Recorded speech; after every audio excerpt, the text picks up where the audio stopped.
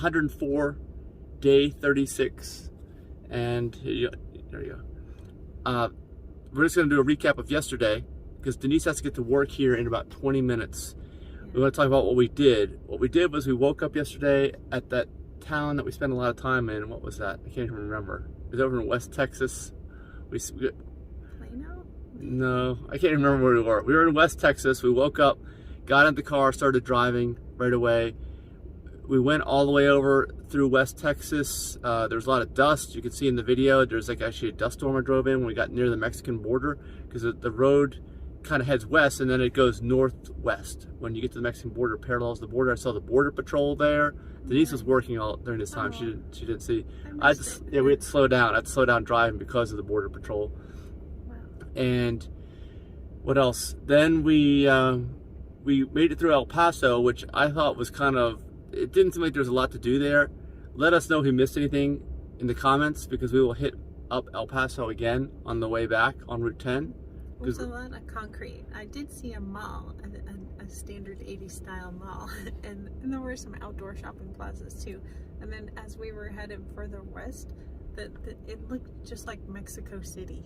All the houses were built on the hills, and there weren't many roads. That was on the left, right? On the left? Yeah. Because that was Mexico. When you cross over, at one point you can see the border. There's like a twin city of El Paso. It's like Ciudad something, I can't remember, but it's right there, and that was Mexico. You can see Mexico from El Paso? Yeah, because it's a lot lower. Like when we were driving, really close to the border. Yeah, when we got up, wild. When we got up to El Paso, as we were driving up there in the dusty areas and stuff, there was a lot of very tall mountains that had like constant dust storms. That's where the border was. Even though it was close, that's the border. But then as you get to El Paso, the land becomes less mountainous, and you're still at a high elevation, but much less mountainous, and it connects like that, so it looks like the same place almost. So anyway, then we saw some really cool mountains up there in El Paso, but we didn't really have time to stay. It was middle of the day for Denise, so I kept driving. Eventually made it to this town that we're in now, which is, let me check on the thing where we are, Deming, New Mexico. Like Edward Deming, I guess. And we spent a lot of time there. This is the third time we're charging right now. The third time I've used a supercharger, Deming. We found a laundry at the Valero truck stop here where the supercharger is. They let us use it even though it says it's for truck drivers only. We're truck drivers now. We're Tesla RV drivers. Yeah, they were really nice. Yeah, and then I was trying to find, by the way, this whole town is elevation like 4,300 feet. That's the base elevation for this town. We were so high up in the air, I just didn't realize that we've been going up and up.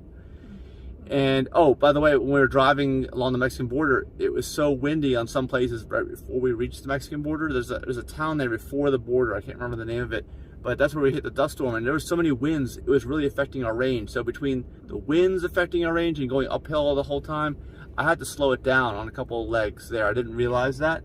Yeah, is that when you saw someone on a motorcycle who could barely maintain control? Well, that was here. Yeah, it was like it was leading sideways in order to keep getting blown over in the wind. That was here from Deming up to the Gila National Forest, because we ended up, I had the hardest time finding a hike for us after work yesterday, because all the state parks, and there are many of them around here, are closed unless you're a New Mexico resident, and even if you are, they close at 4 p.m. so we couldn't get any sunset hikes in.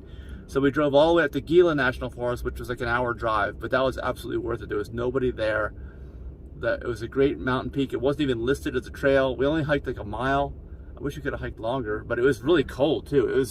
It's cold here. Right now it's 37 according to the thermometer. We opened the window to take a picture, and some little snow flurries were blowing in. It was really cool. It was cold. Yeah, I didn't want to get out of the car, but Mike coerced me into it. I got out to take a picture, and then I decided that this was worth hiking around for. So we ended up climbing up on this big hill to get a 360-degree view of all the mountains all around us. There was no signs of life anywhere. There was just a road going in and out. No rattlesnakes too, that's good. No, we didn't see any wildlife. We heard one bird, and as we were leaving we saw a skunk in the road, alive. Oh yeah, we didn't go through that video. I got to do that this morning before your thing. We forgot. I hit the horn so it went on Tesla cam so we could see the skunk. But yeah, there was nobody around. Even the mountain road we were right off of, there was almost nobody on that road. It was really nice.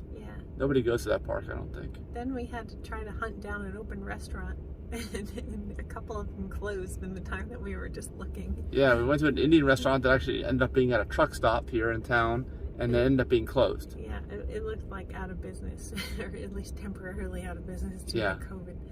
But we ended up finding some Mexican food, so it was good. Did you get sick? No, but I could feel this morning I was hungry. Whenever I eat really crappy junk food the day before, food. right? Yeah, I'm hungry. Well, not just high carb, it's just crappy junk food.